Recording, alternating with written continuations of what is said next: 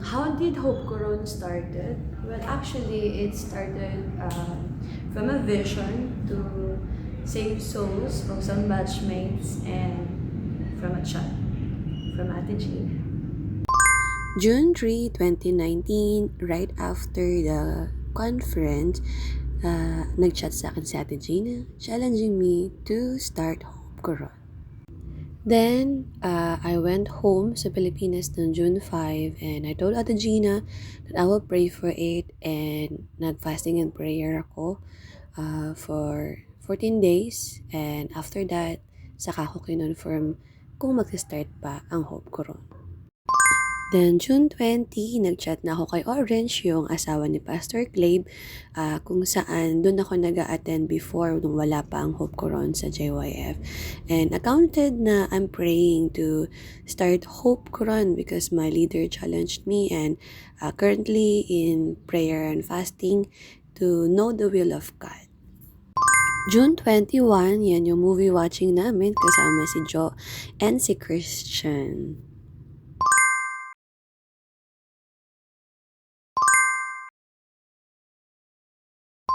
Then, July 6, 2019 came. That's the first official life group of Hope Coron.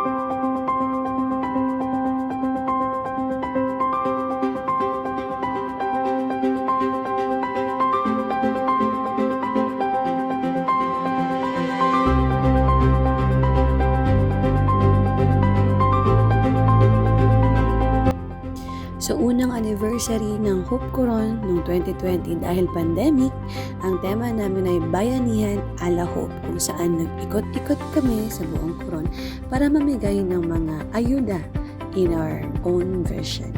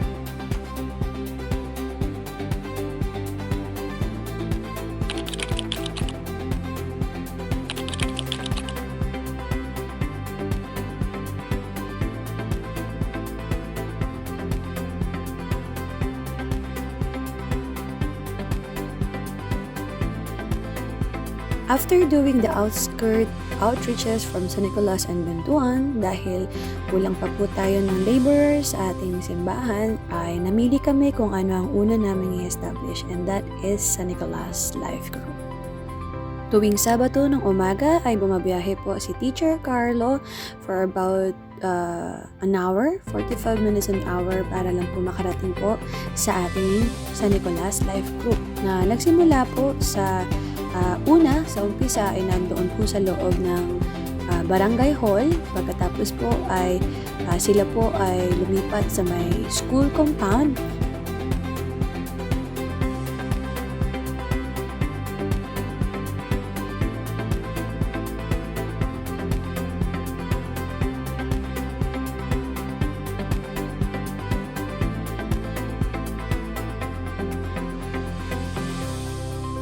At ngayon po ay nakapag-plant din po sila ng life group pa po sa Kalibaong area. Jesus! Ano pa? Jesus! Huh? Jesus!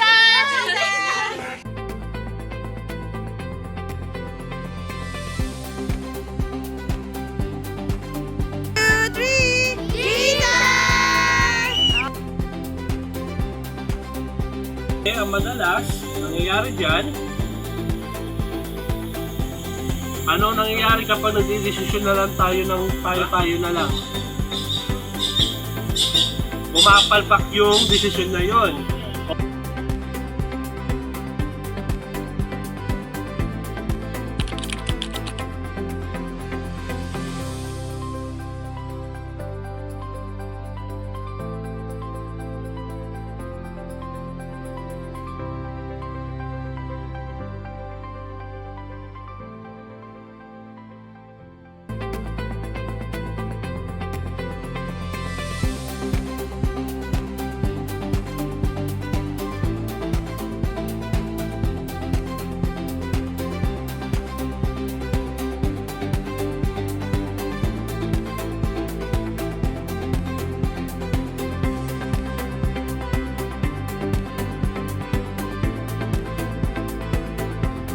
Sa pamumuno ngayon ni Ate Ivy ay ipagpapatuloy natin ang ating advokasya na abutin ang mga estudyante sa Foreign School of Fishing.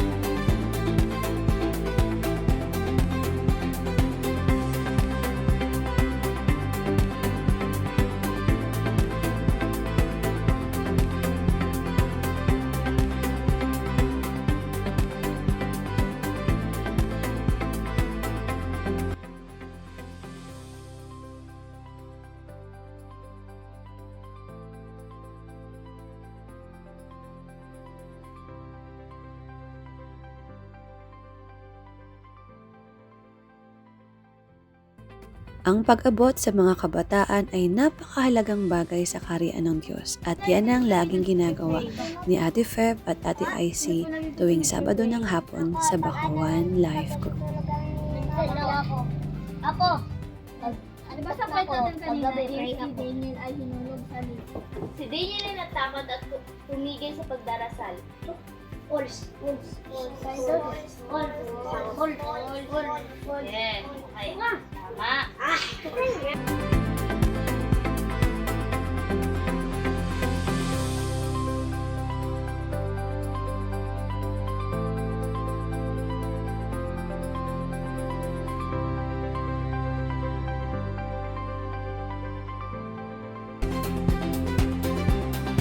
Pag your finger down is nagdarasal ka bago pumunta sa church. Oh. Ay, ang dami na. Alam, mananalo na si Edgar. 1, 2, 3!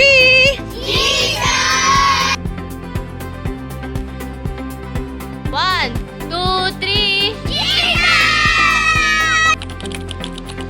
Praise God! By 2024 ay nakapag-plan po ang San Nicolas ng another life group po sa Guadalupe. Kasama ng mga core ng San Nicolas ay sinuportahan po nito ang Guadalupe Life Group sa umpisa. Sa pamumuno ni Ate Shelo Donlao Valestamon. 3.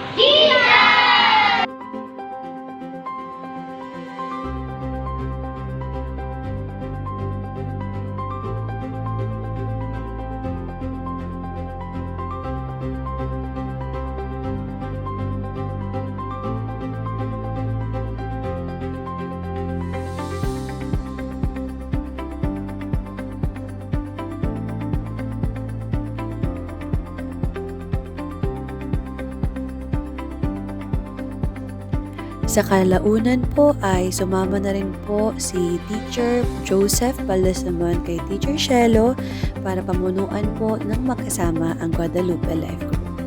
Magkasamang binabiyahe ni Teacher Joseph at Teacher Shelo ang Guadalupe tuwing Sabado ng umaga sa pamamagitan po ng motorsiklo.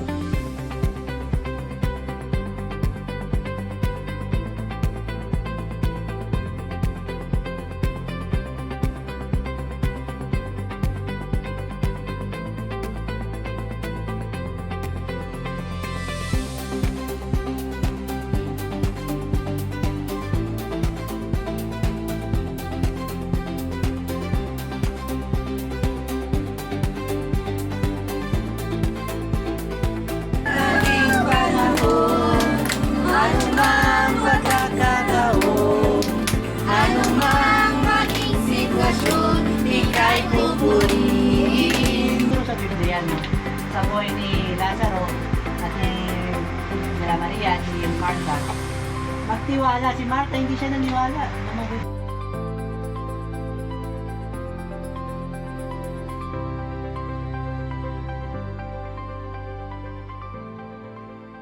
One, 2, 3, Jesus! Taong 2024 ay nakapag-plant ang Beloved Life Group ng Decabobo Life Group.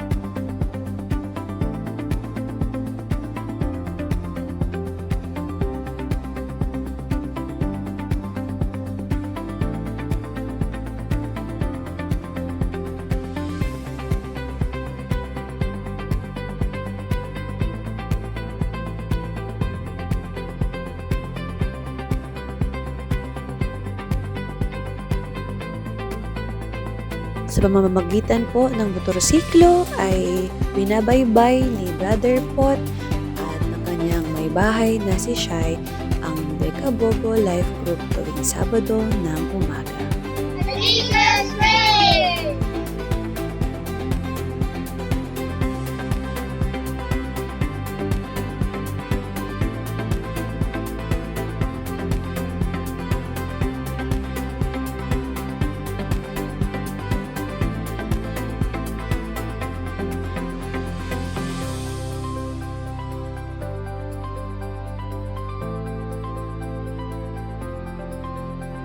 For 2,524. 2,524. Bubuhin nyo, hawakan yung papel nyo. Oh, may motor ha, may motor.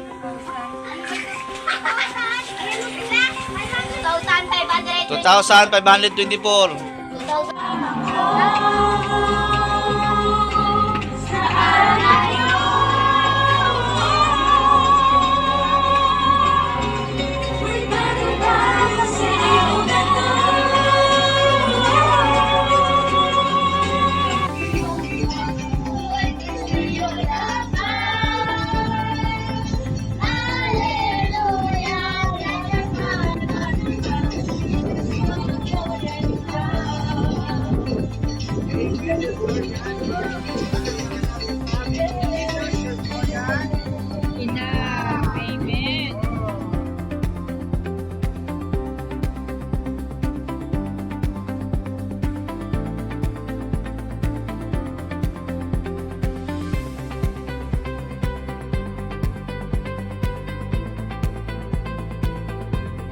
Jesus! Ayan. Last year lamang po, by 2025 anniversary po ay nakapag-plant muli ang ating Dekabobo Life Group kasama ang kanyang mga kasamahan sa Beloved Family Life Group ng isa pang lugar sa Dekabobo sa Dimagara.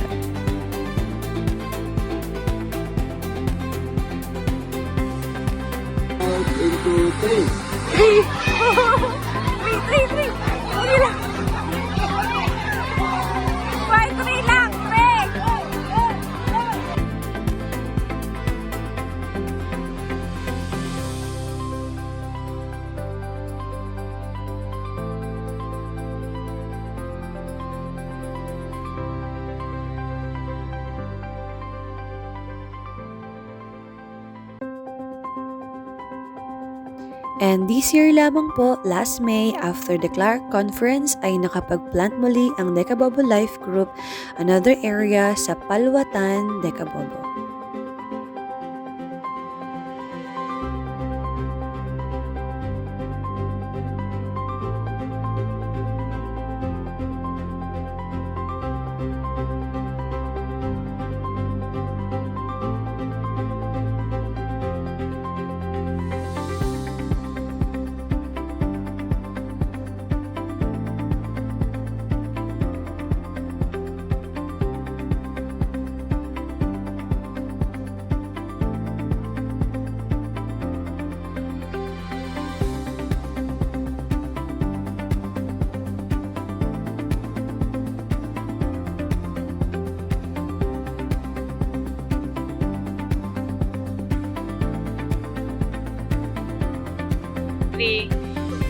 In Jesus' way. Jesus reigns.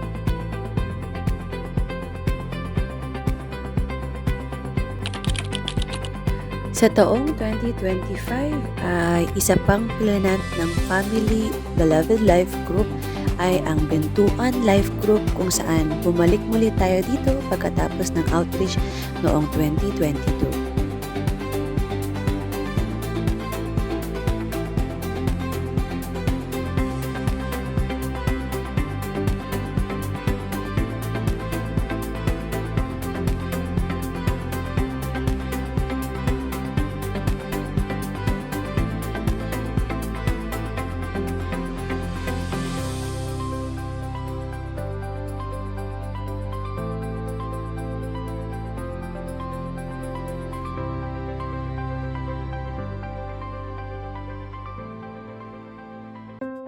Tuwing Sabado rin po ng umaga, umaakyat po ng Bintuan si Teacher Rose Ann upang turuan ang mga kabataan sa Barangay Bintuan.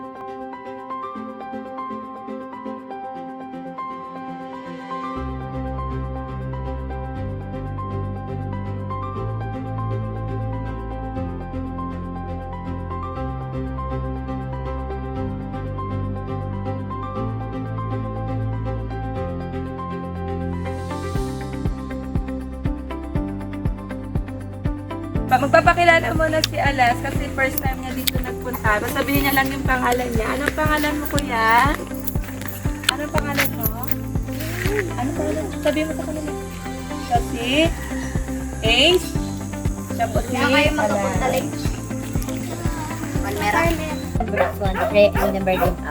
Amen. Yan ba yung life verse mo? Yan yung life verse mo? Pray, pray and never. Amen. Si Sister Rose Ann kasama ang kanyang asawang si Brother Bornok ay patuloy na inaabot ang mga kabataan sa Barangay Bentuan.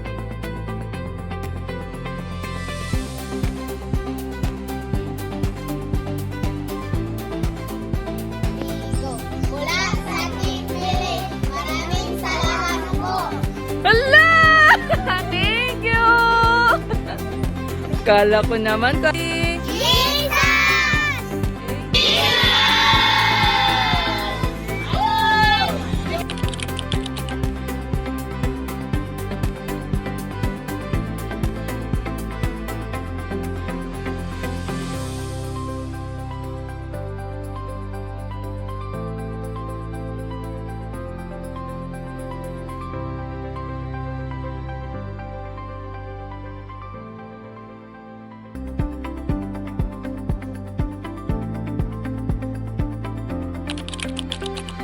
Sa taong 2025, nakaraang taon lamang po, ay nakapag-plant na rin po tayo ng church, ng life group po sa Bukal-Bukal, planted by the Empowered Victorious Life Group.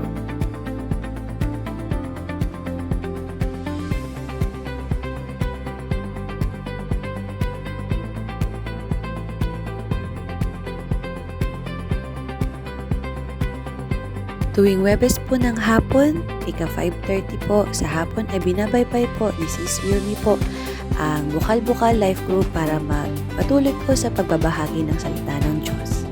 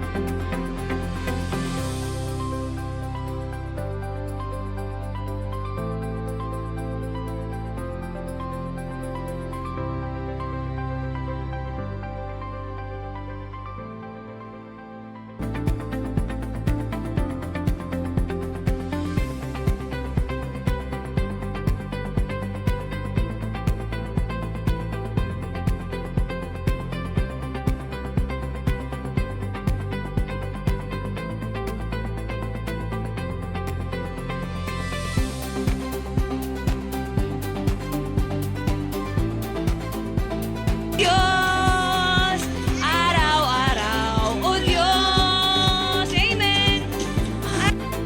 Ika'y pupurihin, ikaw at ikaw pa rin. Oh, oh, oh, oh. Amen.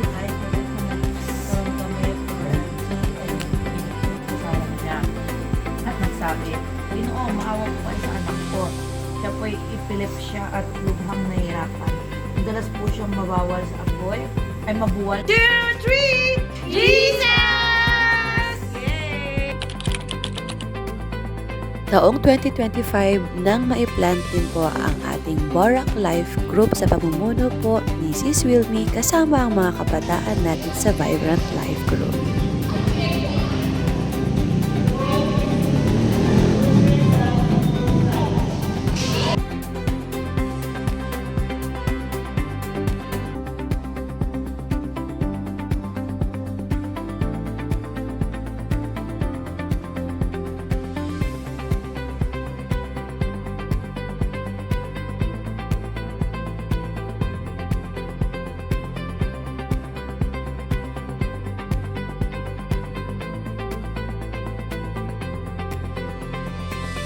Napakahirap po ng daan at napakahaba ng lalakbayin papunta ng Borak, ngunit ito po ay patuloy po natin pinupuntahan upang patuloy rin po lumago ang mga kabataan natin sa Barangay Borac sa Salita ng Diyos.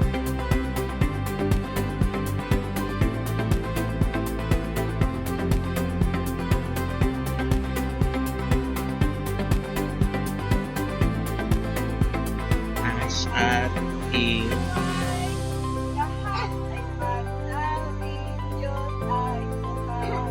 Amen.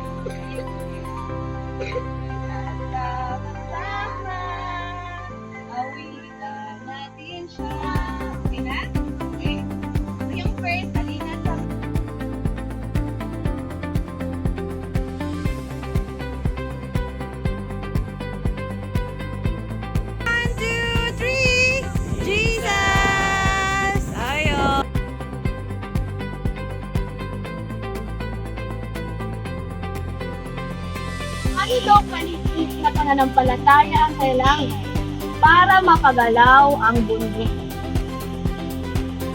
Gaano daw kaliit ang pananampalataya para mapagalaw ang bundok?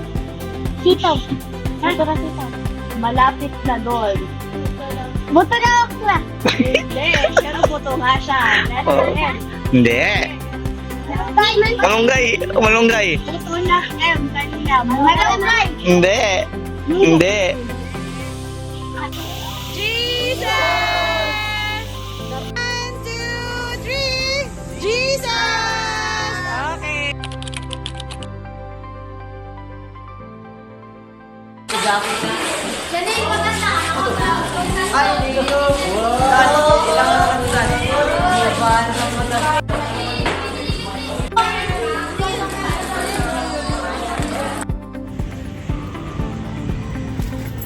Saan si Tintin?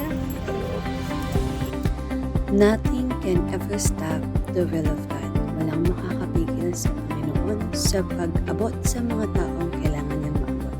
At kaya patuloy rin po kami sa Hope Coron na maglilingkod at aabot pa ng marami pang kaluluwa para sa Panginoon.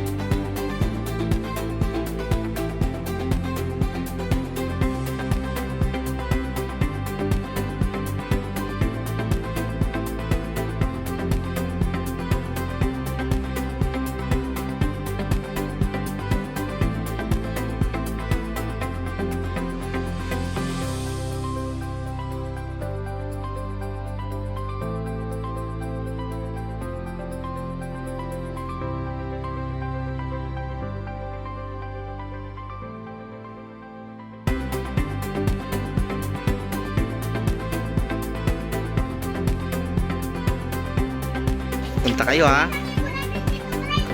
Sama ko. Si Jimmy, no? Sama mo.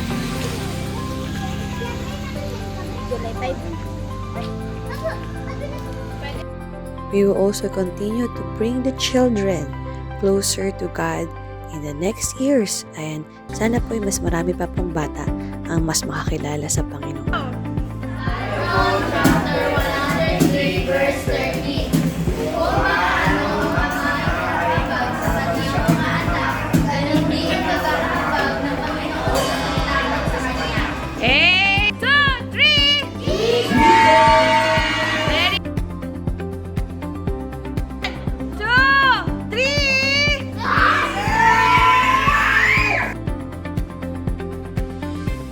Ngayon din po, kakatapos lang din po ng ating outreach sa Campus LG ng CSF kung saan tayo po ay pinayagan na po na makapasok sa loob officially, sa loob ng classroom po nitong nakaraang July 2 lamang po.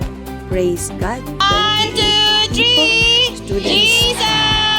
Sa katunayan po ay kakatapos lamang po ng ating outreach po. First time na mag-outreach po ng Hope Coron sa Busuanga, sa bayan po ng San Rafael, at napakarami pong tawang dumating. 133 souls for Jesus. Yay! Thank you po!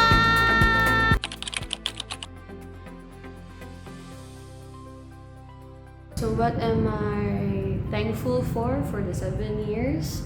I believe, first of all, I am thankful to God, to the Lord, for bringing us throughout these 7 years na siya yung nag-lead, nag-guide sa atin, and sa lahat ng bagay na na-achieve natin as a person and as a church. And sobrang thankful ako sa God for all the experiences, sa lahat ng struggles, lahat ng blessings and miracles. Also thankful for the people who have committed their time, their efforts, their lives, in serving the kingdom of God with me through Hope Church, So sobrang nagpapasalamat ako kasi yung dedikasyon ng bawat isa, salute talaga yun kasi kudos to everyone dahil hindi po madali na mag-set aside ng oras talaga from our daily routine to serve the kingdom of God. So I believe it's just rightful for me to thank everyone who has been part of this journey with me for 7 years, 7 long years journey, but I believe marami pang taon na magkakasama tayo at mawi-witness natin ang kaputihan ng Panginoon. Thank you everyone, and let's be excited for more.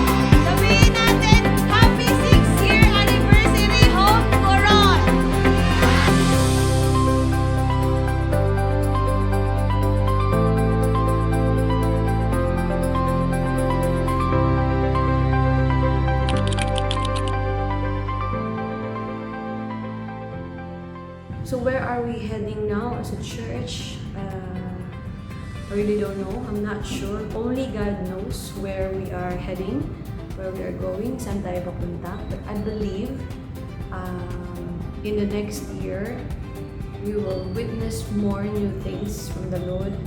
You will see new souls coming to God. We will receive newness, freshness of anointing from God. I believe marami pa tayo makikitang bago na gagawin ng Panginoon sa ating mga buhay and even to the church itself. So let's be excited. There is more.